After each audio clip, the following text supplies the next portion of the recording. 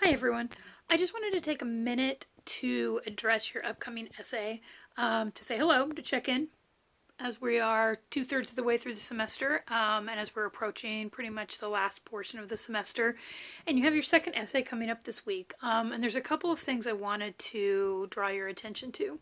Number one is that some of the best preparation for the essay is to go back and look at that first essay, look at the rubric that I included there and the points I distributed on that rubric.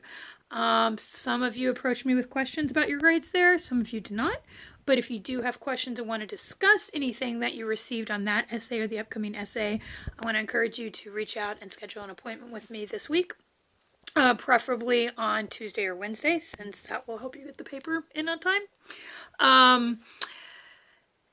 And I'm, of course, always happy to discuss those grades. The rubric is meant to guide you in general through your performance on the essay and the way in which I read that work. But it's also somewhat general because the idea is for you to look at that rubric and think about where it does and doesn't apply to the things that you've done. So in other words, it's your responsibility to look at that rubric and apply it to your work.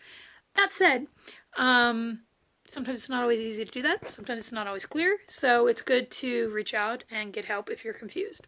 With the upcoming essay, it follows the exact same format, the same structure, the same rubric, but you are asked to compare and contrast two texts from the semester, and it has to be two texts that you did not address in your first essay.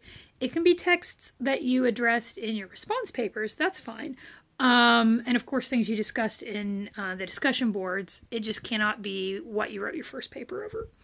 So once you've chosen those two texts, one of the things I would suggest doing is making a list of all of the keywords or concepts that seem important in those texts. Just make one long list thinking about violence, gender, religion, power, language, love, pain, sorrow, memory, like on and on the list goes that these texts are about.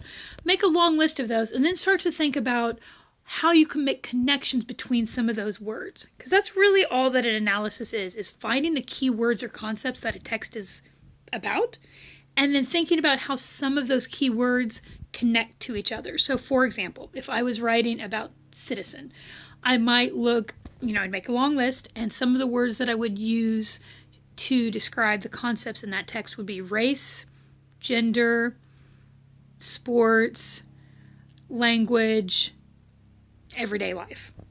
All right, so that is my list of keywords. And as I was looking over those lists, I would start to think about, okay, how can I connect two of those keywords in a way that Rankin tells us something about that connection? So I might take like language and race and explore how in Rankin's text she shows us how language and race are related to each other. That is an analysis, drawing a connection amongst concepts based in the specifics of a text.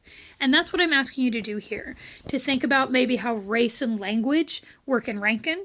And then if I was comparing it to, say, the Sparrow, I might look at how language also is important in the Sparrow, but I might look at how language and violence are connected there.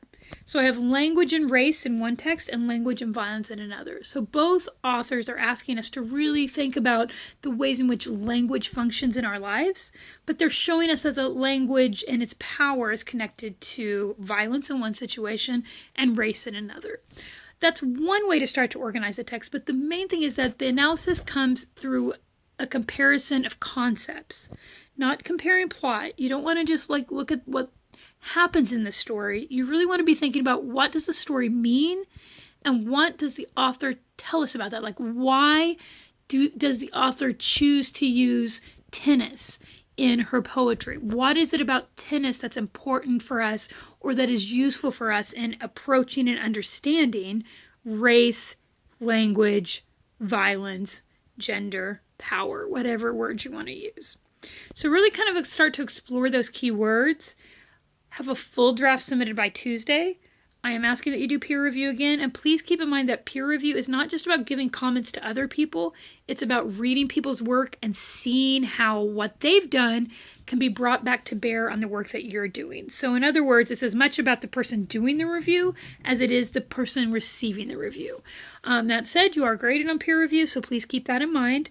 And again, if you have questions, please feel free to reach out to me. I apologize for making this video in my bedroom, but I wanted to make sure you got some comments before you started submitting those drafts this week. So be in touch if you have questions, concerns, confusion. But don't be overwhelmed by the instructions for the essay. Sometimes I give a lot of instructions just because I want to make sure you have enough material since it's an online course. But make sure that you don't let all of that kind of crowd out the fact that it really is just taking some keywords and comparing them across two texts. Okay? All right. Hope everyone's well and be in touch. Bye.